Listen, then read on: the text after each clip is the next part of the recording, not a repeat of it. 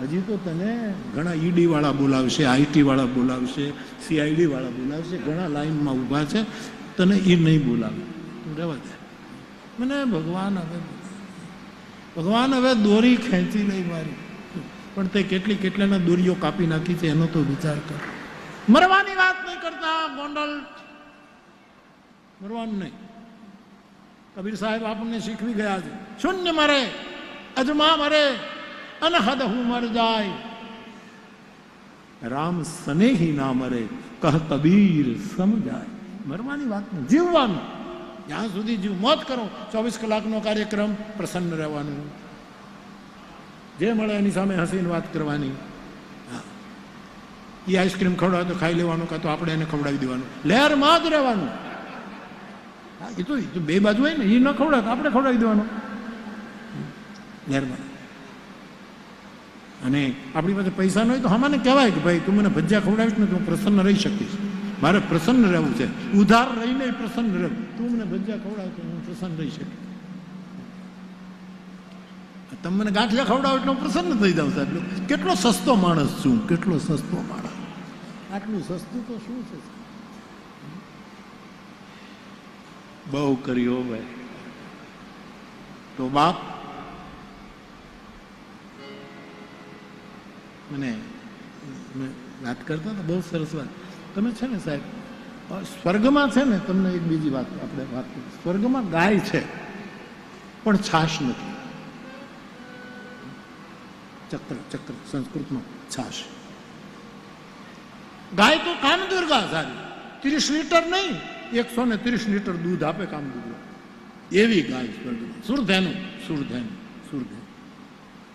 પણ છાશ નથી. આ કેવું? દૂધ છે, છાશ નથી. હવે દૂધ હોય અને છાશ ન થાય એ કેમ બને? તમે મને તરત જવાબ આપશો કે દૂધ હોય અને એની છાશ કરવી હોય આપણે તો શું કરવું જોઈએ?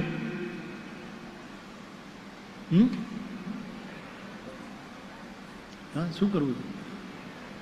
હા, બોલો. મેળવણ નાખવું. એ મેળવણ શાનું નખાય? છાશ. ત્યાં છાશ નથી.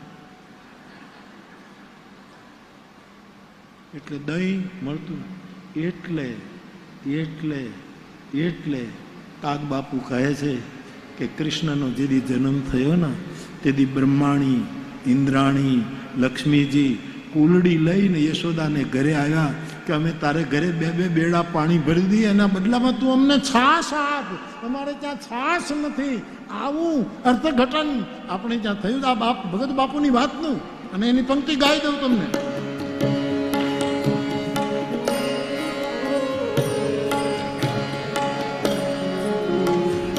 હાથમાં લઈ કુલડીને ઊભી દરાણી, હાથમાં લઈ કુલડીને ઊભી દરાણી. અને મેં બચપણમાં જોયું છે, આપણા ગામડાનો વિનિમય તો જુઓ. જેને ઘરે દૂધાણું ન હોય એ છાશ લેવા, કોઈને ઘરે દૂધાણું હોય એને ત્યાં લેવા જાય, પણ મફતમાં છાશ લે નહીં. એટલે કે બેન તમે મને છાશ આપો તો હું તમારે 2 બેડા પાણીના ભરી દઉં. એટલે મફત નહીં, હું પાણી ભરી દઉં અને તમે મને છાશ આપો. તો સ્વર્ગમાં છાશ નથી એટલે ઇન્દ્રાણી છાશ લેવા આવી છે, કારણ કે મેળવણ નથી. ત્યાં કોઈને મેળ જ નથી. મેળ જ નથી. એકાબીજા અંદર લડ્યા જ કરે છે. મંથન કરવાનું થયું તો એ બધા જ ભેગા થઈને ખબર નહીં શું કરવા માંડ્યા છે. મેળ જ નથી. આ મેળવણ છે એ મેળ છે. છાશ તો એને મળે જેને એકાબીજા પ્રત્યે મેળ હોય સાહેબ, નહીતર તો જીવન પેલું કહું. એટલા માટે કવિ કાગ બાપુ લખે છે. હવે કયા સંદર્ભમાં એને લખ્યું છે આ તો જે સમજાવ્યું તે આપની પાસે કહું છું. મહત્વની વાત છે. ચાલો હાથમાં લઈ.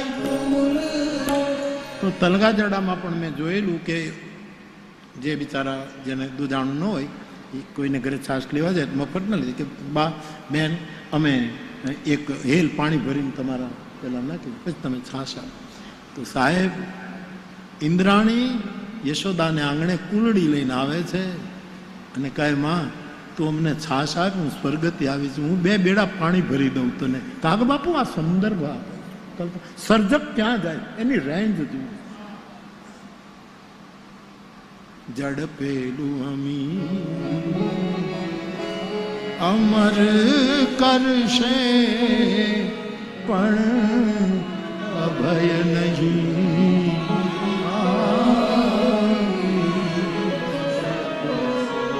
કેવી અદભુત પંક્તિ ભગત બાપુ. હું તો કેટલી વખત બોલ્યો છું, હવે આપણું તો કાંઈ હાલે નહીં, હલાવવું નથી. પણ નોબેલ પ્રાઇઝની કમિટીમાં જો તલગાજરડું હોય તો આ એક પંક્તિ ઉપર હું મજાદરને નોબેલ પ્રાઇઝ અપાવ્યું છે. એક જ પંક્તિ, ઝડપેલું અમી, કોઈકનું આંચવી લીધું, આંચકી લીધેલું અમૃત તમને અમર કરી શકે પણ કોઈ દિવસ નિર્ભય નહીં કરી શકે. તમે રાતે હોઈ નહીં શકો, અમર થઈ જશો. અને દેવતાઓએ અમૃત પીધું આંચકીને, અમર તો થઈ ગયા. દેવતાનું સંસ્કૃતમાં એક નામ જ અમર છે, એને અમર, અમર મીન્સ દેવતા. આંચકેલું અમૃત અમર કરી શકે પણ અભય નહીં આપી શકે. આ કાગધામ મજાદરનું ચિંતન. ઝડપેલું અમી અમર કરશે પણ અભય નહીં આપી શકે. આ મંથનની ગોળી ને તળિયે ઝેર હશે તો અને કાં જગ સળગીને ભસ્મ થશે અને કાં તો કોઈ જટા પણ જાતો સુરન મૌલિ કલ્લોલિની ચારુ ગંગાલ સદભાલ બાલ કંઠે ભુજંગા. કોઈ જટાધર જાગશે સાહેબ જ્યારે પીનાર.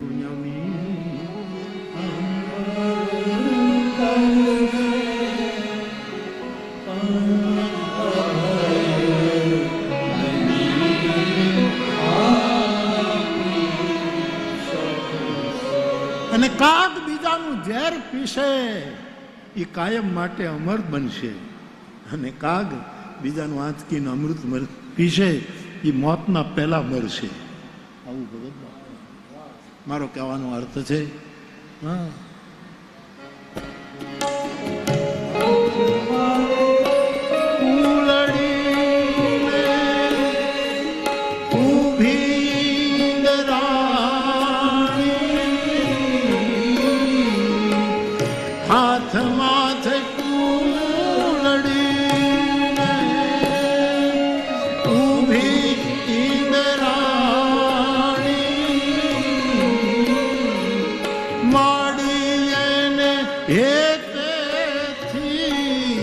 ભરવા છે જોને તારા પાણી એ નંદરાણી.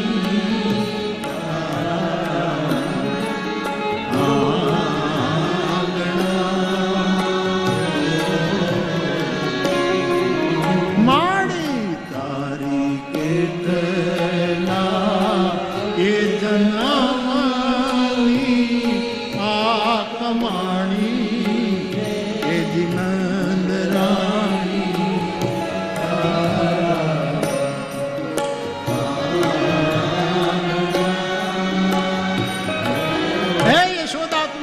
ભાગ્યશાળી કે ઇન્દ્રાદિ દેવતાઓના આ દેવનારીઓ તારે ત્યાં છાશ લેવા આવે છે. તારા ભાગ્ય કે ગંગા અને જમના તારા પાણીયારાના ગોળામાં આવી ગઈ છે. કૃષ્ણ જન્મ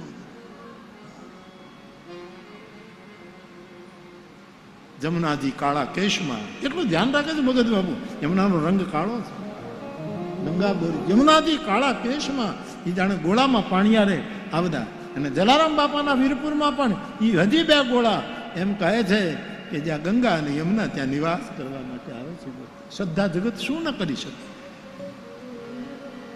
એવા ગંગા રે જમનાના નીર એવા છો નર ને નારી. અમને સુરતામાં લેજો સંભાળ અમારી, હે જલારામ જોગી રે, અમને સુરતામાં રાખજો. મહાદેવે આવીને ભિક્ષા માગી, હે વેરાગી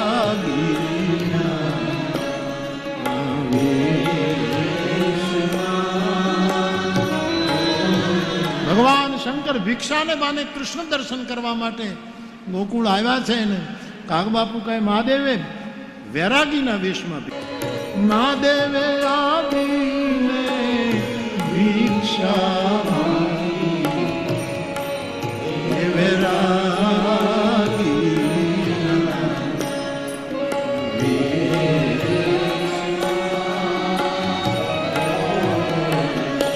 છાશ પણ ઔષધિ છે, સૂર ઔષધિ છે, તાલ ઔષધિ છે, થેરપી છે. એમ રામ નામનું કીર્તન કરીએ ત્યારે જે તાળી પાડીએ એ પણ થેરપી છે. માટે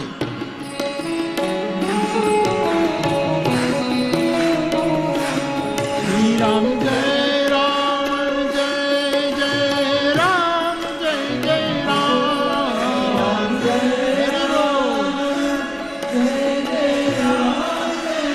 રામ શ્રી રામ જય રામ જય જય રામ જય જય રામ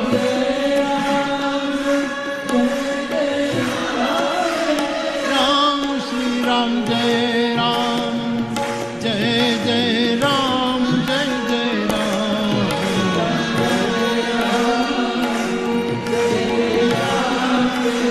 રામ શ્રી રામ જય રામ જય જય રામ જય જય રામ શ્રી રામ જય રામ જય જય રામ જય જય રામ શ્રી રામ જય રામ જય જય રામ જય જય હરિ બોલ.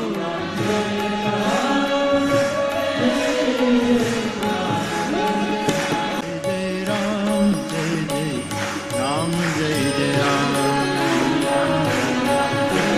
હરિ બોલ. જય રામ શ્રી રામ જય જય રામ જય જય રામ જય જય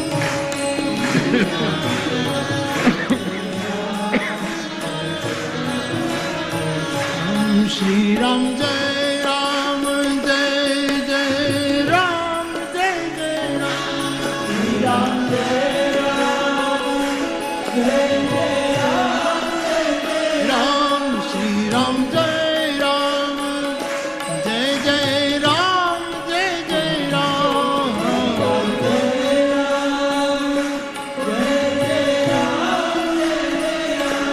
શ્રી રામ જય રામ જય જય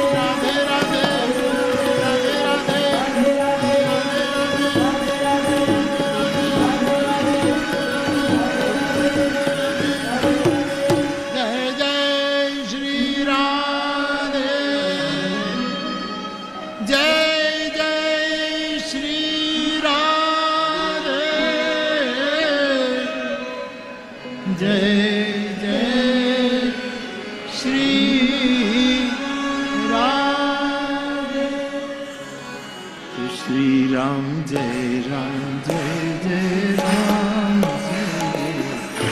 રામ જય રામ શ્રી રામ.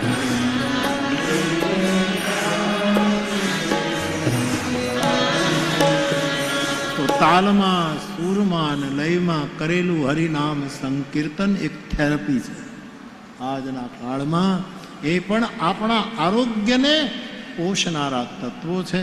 તો બાપ, ગઈકાલે આપણે જે કથાનો ક્રમ લીધો એમાં યાજ્ઞવલ્ક મહારાજ ભરદ્વાજજીને શિવ ચરિત્ર સંભળાવે. શિવ સતીને લઈને કથા સાંભળવા ગયા, સતીએ કથા સાંભળી નહીં. રામનું ચરિત્ર જોયું, સીતાના વિયોગમાં રડતા રામને જોયા એટલે સતીએ શંકા કરી. શિવજીએ છંદબદ્ધ સમજાવ્યું કે દેવી એ પરમાત્મા છે, એ લલિત નરલીલા કરી રહ્યા છે, સંદેહ ન કરો. આપનો નારી સ્વભાવ છે દેવી, હું જાણું છું, સ્વાભાવિક છે આપને આવો વિચાર આવે. પણ રામ બ્રહ્મ નથી, એ પરમાત્મા છે. દેવી મારા ઈષ્ટદેવ છે, મારા ઈષ્ટ ઉપર શંકા ન કરો. સતી જ્યારે માન્યા નહીં ત્યારે શિવજીએ કહ્યું કે તમે જઈને પરીક્ષા કરો. હજી દૂર નથી ગયા રામ અને લક્ષ્મણ, આપ જઈને પરીક્ષા કરો. જો તમે પ્રતીક્ષા કરી શકો એમ ન હો તો પરીક્ષા કરો. અને અનેક વખત કહેવાયું બાપ, ઈશ્વર છે જ નહીં, ખાલી ખાલી અને ખાલી પ્રતીક્ષાનો જ વિષય છે. કૃષ્ણ દવે કહે એ આવશે, એ આવશે, એ આવશે, એ આવશે. પ્રતીક્ષા. સતી પરીક્ષા કરવા ગઈ, બુદ્ધિમાન બાપની દીકરી છે. ભગવાન શંકરે કહ્યું આપ જાઓ, હું અહીંયા બેઠો છું, નિર્ણય કરીને આવો. હું કહું છું કે એ બ્રહ્મ છે, આપ કહો છો કે એ બ્રહ્મ નથી, સામાન્ય માણસ. આપ જઈને પરીક્ષા કરો. અને સતી બૌદ્ધિક અહંકાર લઈ અને રામની પરીક્ષા કરવા જાય છે. આ કથા યાજ્ઞવલ્ક ભરદ્વાજજીને કહે છે. પુનિ પુનિ હૃદય વિચાર કરી ધરી સીતા કા રૂપ. સતીએ સીતાજીનું રૂપ ધારણ કર્યું કે હું સીતા બનીને જાઉં. જો બ્રહ્મ હશે તો મને ઓળખી જશે કે આ તો શિવપત્ની સતી છે, અને જો સામાન્ય હશે તો મને સીતા માનીને મારો હાથ પકડશે કે તમે ક્યાં હતા, હું ક્યારનો તમને શોધું છું. બહુ જ વિચારને અંતે સતીએ સીતાનું રૂપ લીધું, તુલસીદાસજી કહે છે. અને રામ લક્ષ્મણ આમ યાત્રા કરી રહ્યા હતા તો સીતાના રૂપમાં સતી એવી રીતે ભગવાન રામને આમ ઓવરટેક કરી અને રામની સામે આવ્યા.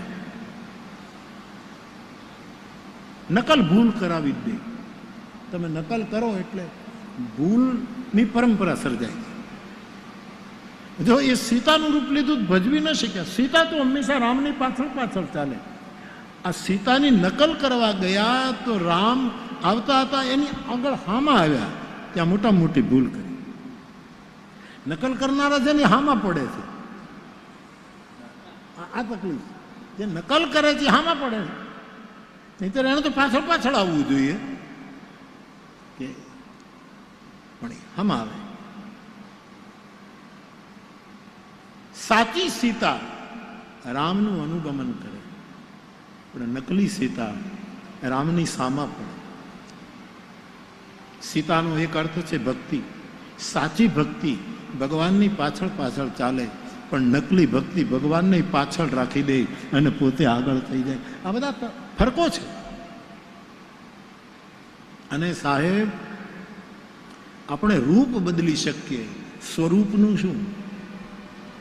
સતીએ સીતાનું રૂપ લીધું, પણ મૂળ એનું જે મૂળ સ્વરૂપ સતી પણ એ તો કેમ જાય? અંદરને તો ફેરફાર. રૂપ અનેક હોય, સ્વરૂપ એક જ હોય. રૂપ બહિર હોય, સ્વરૂપ ભીતર હોય. અને સીતાનું રૂપ લીધું, અને એને થોડોક સમય લાગે, બાકી બહાર પડી જ જાય, બહાર નીકળી જાય. મૂળ આપણું જે મૂળ સ્વભાવ હોય ને નીકળ્યા વગર ન રહે. થોડુંક આપણે નાટક કરી શકીએ, છુપાવી શકીએ. આપણે ત્યાં કવિઓએ લખ્યું છે,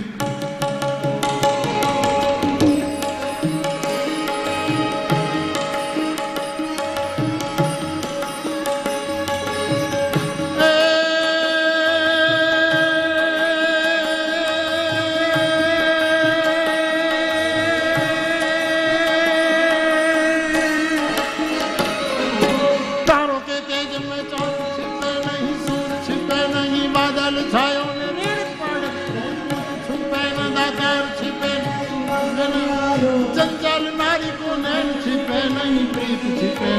पीठ दिखायो कवि गंग काहे सुन शाह अकबर कर्म छुपे न भभूत लगायो कर्म छुपे न भभूत लगायो कर्म छुपे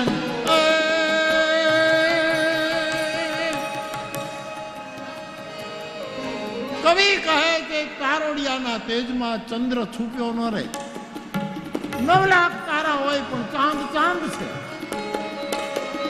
અને સૂર્ય છુપે નહીં બાદલ છાયો ગમે તેટલા વાદળાઓના ઠઠ જામી જાય પણ સૂરજ છુપે નહીં એનું દિવસ પણ એનું આપણા ઉપર પ્રભાવ તો નાખી દે કે રાત નથી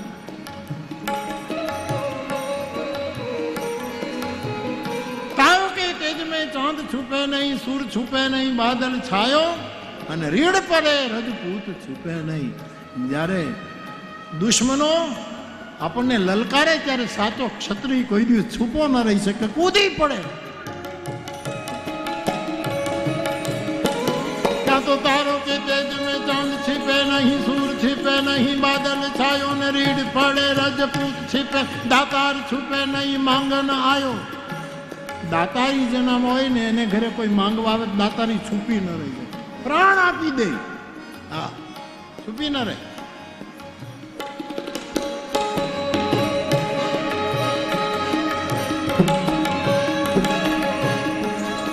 અને લોભી હોય ને એ આપે જ એક લોભીઓ છે ને કૂવામાં પડ્યો ખબર નહીં હું કામ ગયો હશે કૂવામાં પગ લપસન પડી ગયો કૂવાના કાંઠે બેઠો હતો અને એના ચોકઠા હતા દાંતના ચોકઠા હતા એમાં ઉપીલું ચોકઠું આમ કૂવામાં કાંઈ જોવા ગયો પોતાનો પડછાયો ખબર નહીં એકલો બેઠો હતો એટલે એમને કાંઈ એમાં એનું છીંક આવી એમાં ઉપરનું ચોકઠું જે હતું એ કૂવામાં વયું હવે એક નીચેનું રહ્યો ઉપરનું તો નહીં હવે કરવું કેમ ખવાય નહીં બહુ મુશ્કેલી ચહેરો આખો ભૂંડો લાગે વિચિત્ર લાગે હવે શું કરવું શું કરવું 3 જણાના ખેતરમાંથી બોલ્યા કે ભાઈ સાહેબ મારું ચોકઠું અંદર વહી ગયું છે તળીએ ગયું તમે લાવી દો ને હું મારે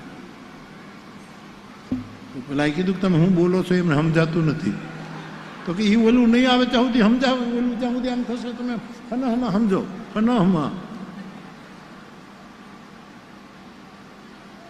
જેટલાને બોલાવી કાંઈ સમજાય નહીં કે ભાઈ અમે અંદર તરતા નથી આવડતું ને અમે એ ચોખ્ઠું કાઢવાના એમાં 2 કલાક પછી એક માણસ આવ્યો કીધું કે વડીલ શું છે તકલીફ કે મારું ભાઈ ચોખ્ઠું અંદર વી ગયું છીંક ખાધી અને એમાં અંદર વી ગયું બહાર તો કે એ આમ નહીં નીકળે કેમ તો કહું ભાઈ એમાં એક છોકરો આવ્યો કે લે ભાઈ 1 રૂપિયો ઝીણા ગાંઠિયા લઈ આવ્યા ગાંઠિયા અને એ ગાંઠિયા કૂવામાં અમને કે ચોખ્ઠું બહાર આવ્યું ખાવા માટે ગાંઠિયા કારણ કે ગાંઠિયા બહુ ખાતું હતું અને પાછા ગોંડલના ગાંઠિયા દાતારી છુપે નહીં સાહેબ પણ લોભી માણસ એક માણસ કૂવામાં પડ્યો અને તરતા આવડતું નહોતું એક માણસ આવ્યો એને કીધું કે તમારે મને હાથ આપો હું તમને બહાર ખેંચી લઉં હું આપું નહીં તું મારો હાથ પકડ હું તો હાથે મરી જાઉં ડૂબી જાઉં પણ હું કાંઈ આપું એને પોતાનો હાથ ન આપ્યો એનો હાથ પકડ્યો આ લોભી નહીં પણ દાતાર માંગણ આવે તો કોઈ દી છુપે નહીં સાહેબ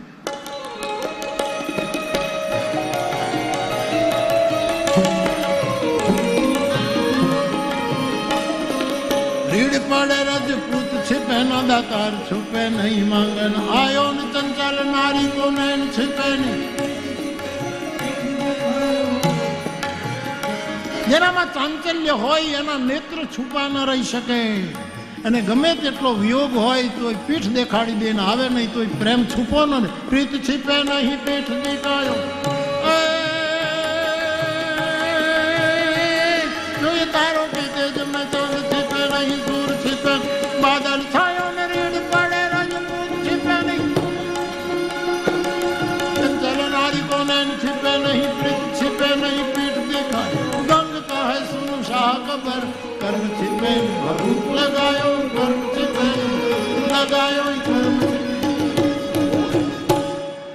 ગમે તેટલો હું તમે વેશ પલટો કરીએ પણ કર્મ छिपा રહેતા નથી સતીનું આ દશાથી એણે સીતાનું રૂપ લીધું પણ સ્વરૂપ સ્વભાવ તો એ જ છે બુદ્ધિમાન બાપની બેટી તરીકે ભગવાન રામ ઓળખી ગયા સામેથી આવતા ભગવાને પૂછ્યું મારા પિતા શંકર ક્યાં છે તમે એકલા કેમ હવે આમાં બધા ખુલાસા થઈ ગયા.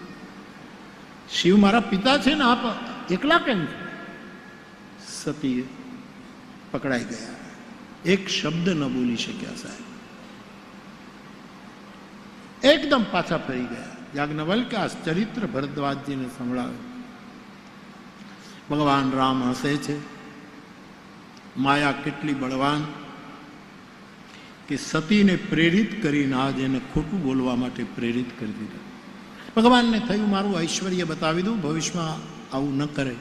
જે દિશામાં સતી જઈ રહ્યા છે પાછા, એ દિશામાં રામ, લક્ષ્મણ અને સીતાજી ત્રણેય સામા આવે છે. કેવી લીલા છે! સતી વિચાર કરી કે સીતાજીને તો કોઈ લઈ ગયું છે ને આ બંને જણા તો આ સામે ક્યાંથી આવે?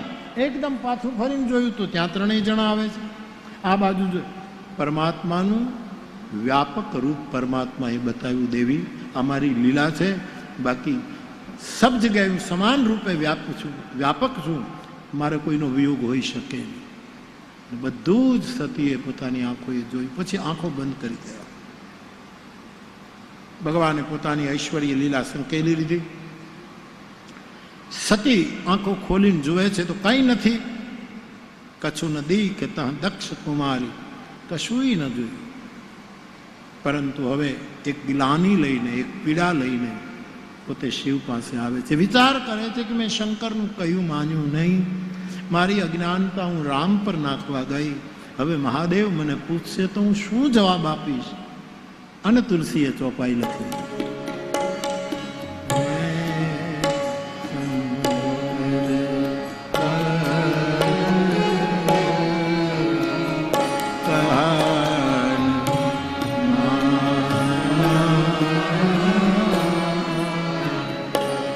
નિજ અજ્ઞાન